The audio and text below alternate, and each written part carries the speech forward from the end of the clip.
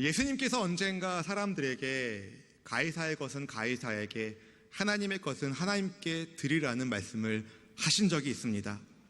누가복음 20장 25절 말씀을 우리 함께 읽어보겠습니다. 이르시되 그런즉 가이사의 것은 가이사에게, 하나님의 것은 하나님께 바치라 하시니. 이 누가복음 20장 25절의 이 말씀은 마태복음에도 마가복음에도 등장하는 아주 중요한 말씀인데요. 왜냐하면 이것은 너는 누구 거냐라는 질문을 하기 때문에 그렇습니다. 사랑하는 성도 여러분, 여러분은 누구 것입니까? 하나님의 형상대로 지음받은 우리는 하나님의 것이 되어야 합니다. 그래야 진짜 나다운 인생을 살 수 있는 거예요. 진짜 나다운 인생, 내 삶이 하나님께 드려지는 예배가 되어야 하는 이유, 그건 바로 내가 주님의 사람이기 때문인 것입니다. 그러니까 여러분, 희미하게 저 사람이 예수님을 믿는지 안 믿는지 아리까리 송송하게 살지 마시고 확실하게 예수님을 만나십시오. 예수님을 믿으십시오. 그래, 여러분 함께 믿음으로 고백하길 원합니다. 저를 따라 한번 고백합시다. 예수님 믿는 나는 하나님 나라 소속이다. 어디 소속이라고요? 하나님 나라 소속. 사람들이 소속되는 곳은 딱 두 군데입니다.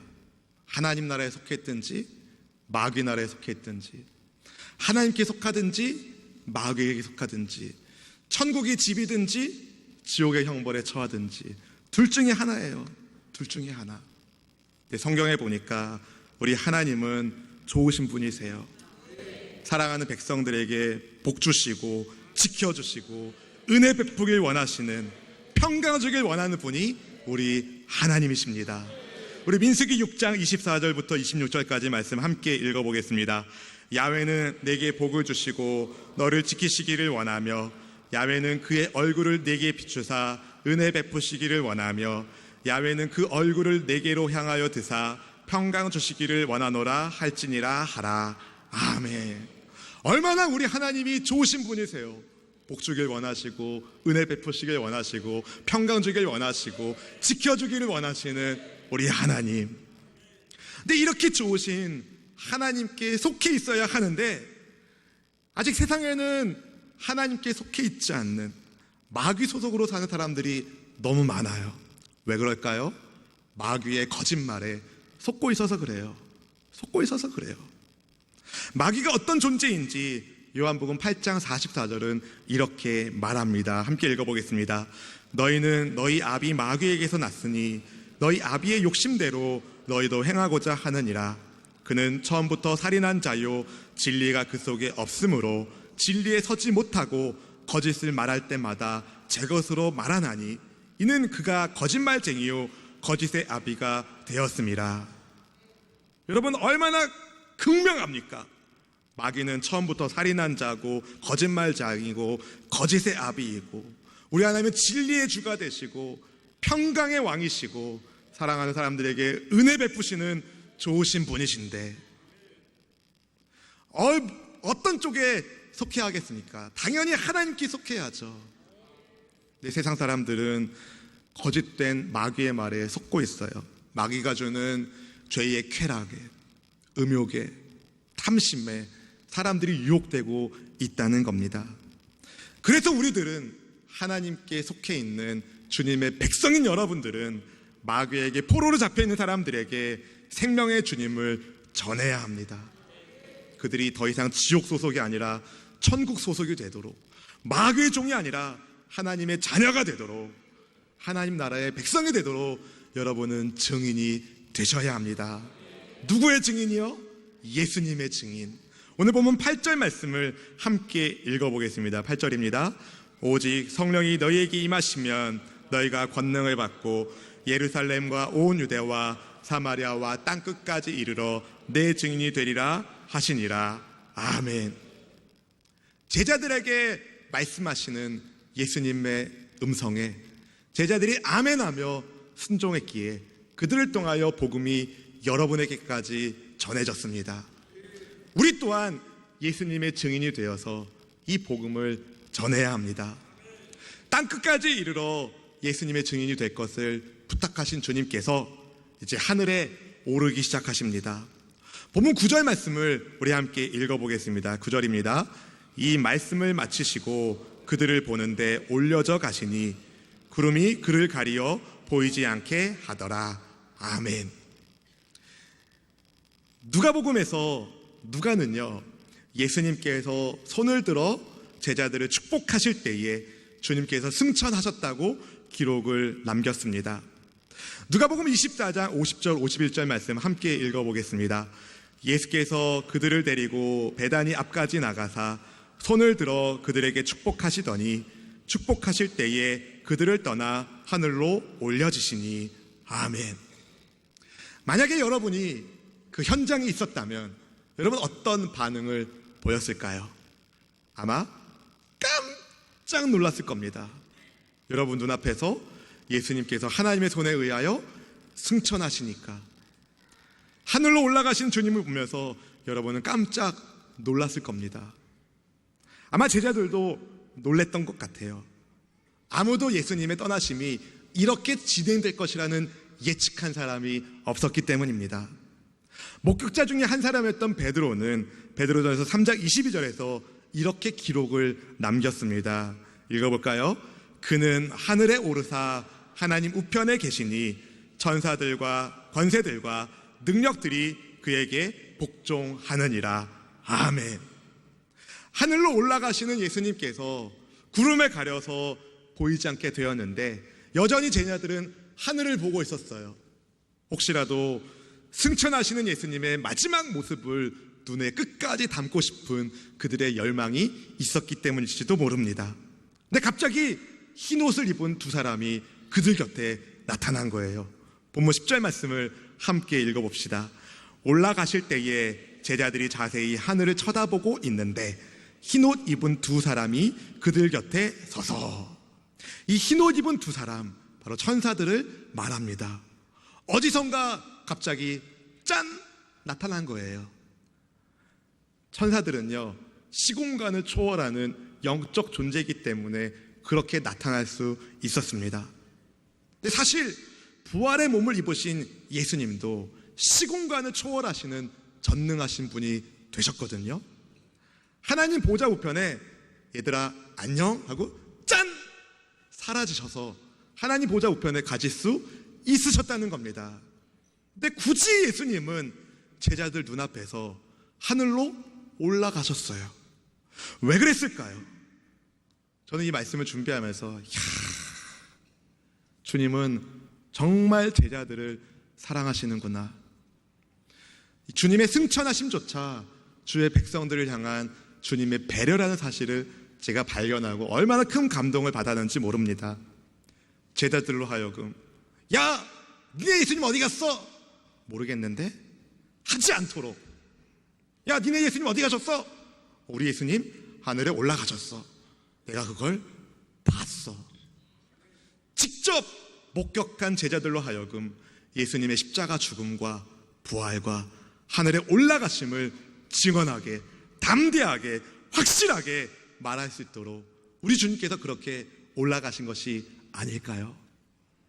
사랑하는 성도 여러분, 서서 하늘만 쳐다보고 있는 제자들에게 천사들이 말합니다. 우리 11절 말씀을 읽어보겠습니다. 이르되 갈릴리 사람들아 어찌하여 서서 하늘을 쳐다보느냐? 너희 가운데서 하늘로 올려지신 이 예수는 하늘로 가심을 본 그대로 오시리라 하였느니라. 아멘. 천사들의 이 말은 예수님의 떠나가심에 초점이 있었던 제자들로 하여금 예수님의 다시 오심을 준비하게 하는 하나님의 말씀이었습니다. 주님의 떠나심에만 초점이 있었던 그들에게 주님이 다시 오실 것이라는 약속의 말씀을 주시는 거죠. 예수님은 구름 타고 이 땅에 다시 오실 것입니다. 제자들이 본 모습 그대로 주님은 하늘로부터 이 땅에 오실 것입니다. 사람들이 알아볼 수 있는 초자연적인 방식으로. 마태복음 24장 30절에서 예수님께서 이렇게 말씀하셨어요. 함께 읽어보겠습니다. 그때에 인자의 징조가 하늘에서 보이겠고 그때 이 땅의 모든 족속들이 통곡하며 그들이 인자가 구름을 타고 능력과 큰 영광으로 오는 것을 보리라. 아멘. 볼 겁니다. 예수님께서 이렇게 오실 것을 언젠가 주의 백성들이 보게 될 것입니다. 예수님께서 승천하신 다음에 제자들이 예루살렘의 한 다락방에 함께 모여 기도하기 시작합니다. 어떤 사람들이 거기에 모였는지 오늘 본문 13절 14절 말씀에 잘 나와 있는데요, 함께 읽어보겠습니다. 들어가 그들이 유하는 다락방으로 올라가니 베드로, 요한, 야고보, 안드레와 빌립, 도마와 바돌로메, 마테와 및 알페오의 아들 야고보, 셀로신 시몬, 야고보의 아들 유다가 다 거기 있어 여자들과 예수의 어머니 마리아와 예수의 아우들과 더불어 마음을 같이하여 오로지 기도에 힘쓰더라. 아멘. 다양한 사람들이 함께 모여서 더불어 마음을 같이하여 기도에 힘을 쓰고 있습니다. 한 가지 안타까운 사실은 이 공동체에 빠져있는 한 사람이 있기 때문입니다. 예수님의 제자로 사도로 부름받았지만 예수님을 배신하고 주님을 십자가에 못 박는 일에 일익을 감당했지만 회개해야 할 기회를 자기 발로 버리고 스스로 목숨을 끊은 그 사람, 가룟 유다의 이름이 여기 없는 거예요. 이 사실이 우리 마음을 얼마나 안타깝게 합니까? 주님의 마음은 얼마나 아프셨을까요? 믿음의 형제자매 여러분, 여러분의 이름이 하나님 나라의 생명책에 기록되어 있기를 축복합니다. 예수님을 믿는 믿음을 끝까지 지키시기를 축복합니다. 그러려면요, 여러분 기준을 세워야 돼요. 분명한 원칙을 세우셔야 됩니다. 확실한 신앙의 기준을 딱 세워야 환경에 따라서 왔다 갔다 하지 않고 확실한 기준을 따라서 믿음에 든든히 설 수 있습니다. 그렇다면 예수님을 믿는 그리스도인의 선명한 기준은 무엇이겠습니까? 첫째로 약속의 말씀을 의지하는 겁니다. 약속의 말씀을 의지하는 것. 예루살렘으로 돌아온 11명의 사도와 예수님의 어머니와 아우들이 함께 모였습니다. 거기에 이름이 등장하지 않는 나머지 사람들이 다 모였는데 전체를 다 헤아려 보니 대략 120명가량 성도들이 다락방에 모여 기도했습니다.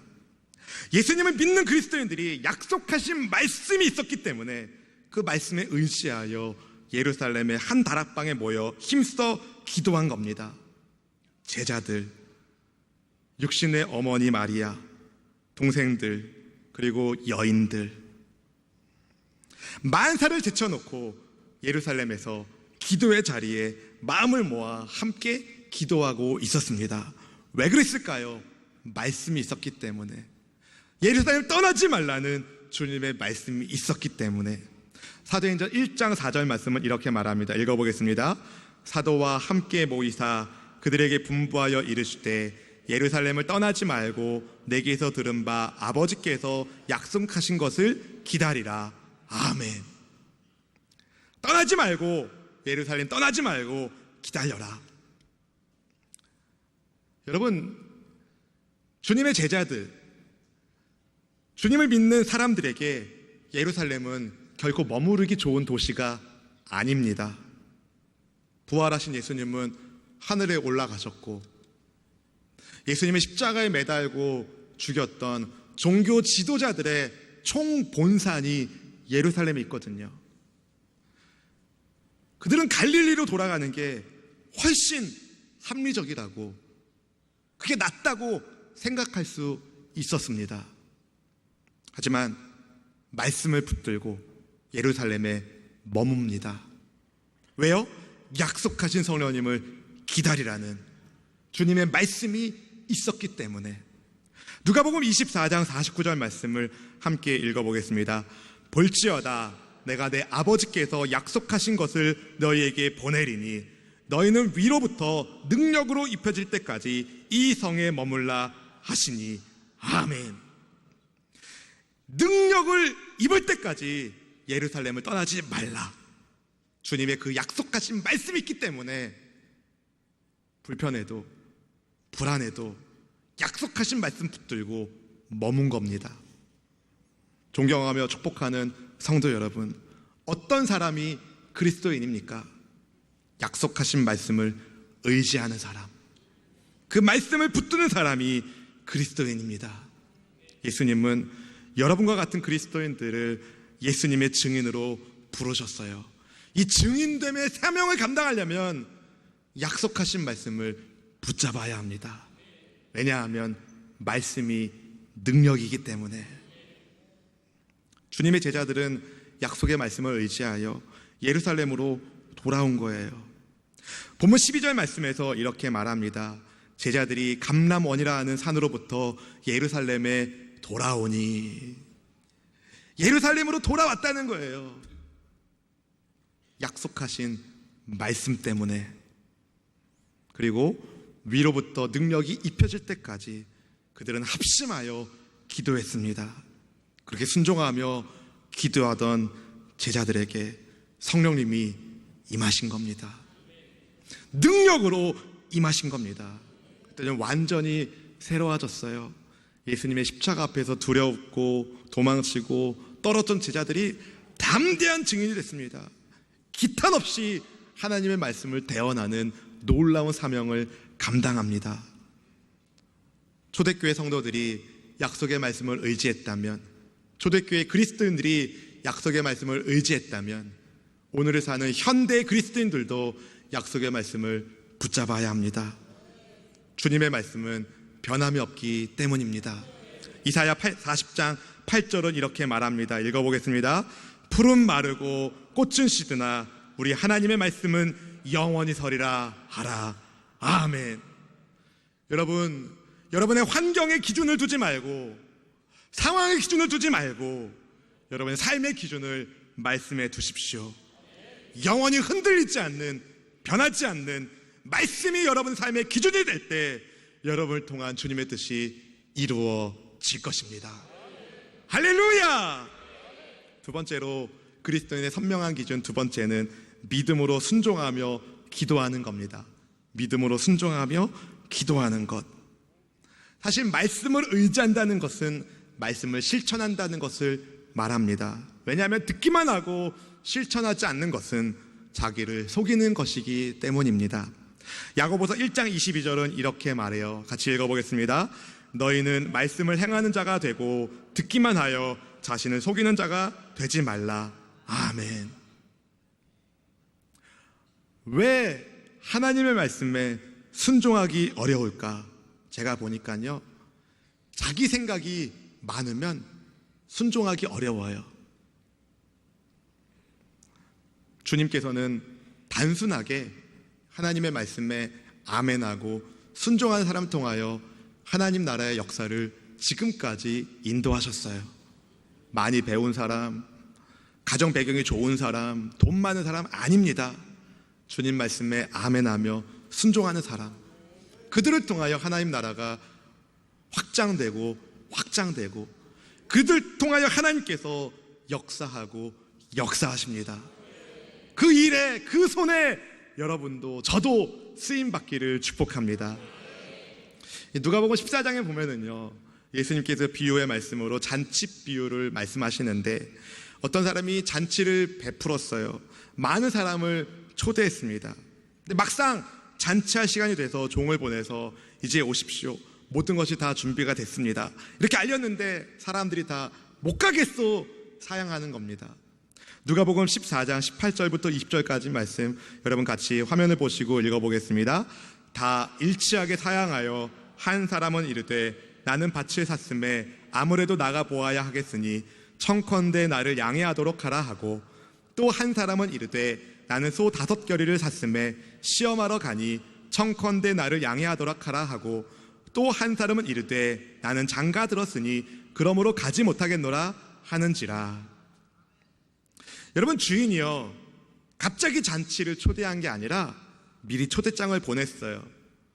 그리고 잔치 시간이 돼서 예를 갖춰서 종을 보내어 손님들을 집으로 모셔오라고 한 거예요. 근데 초대장을 받은 사람들이 충분히 시간을 재조정할 수 있었던 그들이 그렇게 하지 않았다는 거예요. 밭 사서 안 되겠다, 소 사서 안 되겠다, 장가 가서 안 되겠다.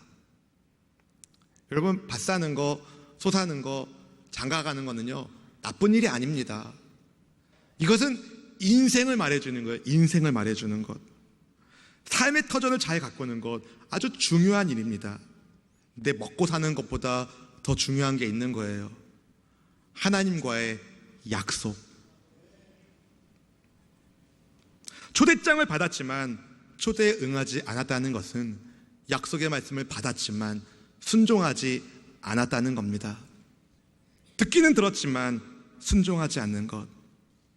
초대는 받긴 받았지만 응하지 않는 것. 이는 초대한 주인을 무시하는, 말씀의 하나님을 무시하는 행위가 아니겠습니까? 하나님의 은혜의 역사는 단순하게 순종하는 사람을 통하여, 기도하는 사람을 통하여 일어납니다. 많이 배운 사람이 아니에요. 순종하여 하나님의 손에 붙들린 사람을 통하여 주님은 기적의 역사를 지금도 이루고 계십니다. 본문 14절 말씀 우리 같이 다시 한번 읽어보기 원합니다. 읽어볼까요? 여자들과 예수의 어머니 마리아와 예수의 아우들과 더불어 마음을 같이하여 오로지 기도에 힘쓰더라. 주님의 제자들은 그렇다 치고 이 14절에 나와 있는 여자들, 예수의 어머니 마리아, 예수의 아우들, 이런 사람들은요 사실 세상에서 볼 때는 별 볼 일 없는 사람들이에요. 당시에는 여인들이 별로 사회적인 권익이 없었고 능력이 없었거든요. 또 예수님의 가족은 가난한 집안이었기 때문에 그 아우들이 뭘 얼마나 많이 배웠겠습니까? 가난한 목수 가정인데, 그런데 그렇게 같이 모여서 기도하고 순종하니까 그들을 통하여 주님 나라의 역사가 온 세계에 로마를 뒤집을 정도로 일어나게 된 것입니다. 다락방에, 그 예루살렘의 한 다락방에 모여있는 사람들의 숫자가 대략 120명가량 된다고 15절 말씀에 나오는데요, 아무도 눈여겨보지 않는 그 공동체를 유심히 보고 계신 분이 계셨어요. 바로 그분. 사랑하는 성도 여러분, 하나님이 주목하시는 사람은 되는 인생을 삽니다. 여러분의 삶을 우리 하나님이 주목하시기를 주님의 이름으로 축원합니다. 이 예루살렘 한 다락방에 모여있는 120명의 사람들, 할 일 없어서 시간 많아서 모인 게 아니에요. 믿음으로 순종하며 약속하신 성령님을 기다리며 간절히 기도한 것입니다. 그렇게 기도하니까 때가 됐을 때 성령님께서 임하신 거예요. 사실 이 초대교회 성도들이 모여서 기도했을 때와 성령님이 임재하실 때 사이에 간격이 있어요. 기도는 시작했지만 기도 응답은 좀 뒤에 일어났거든요. 그 기다림의 시간 동안 제자들이, 그곳에 모인 백성들이, 그리스도인들이 무엇했겠습니까?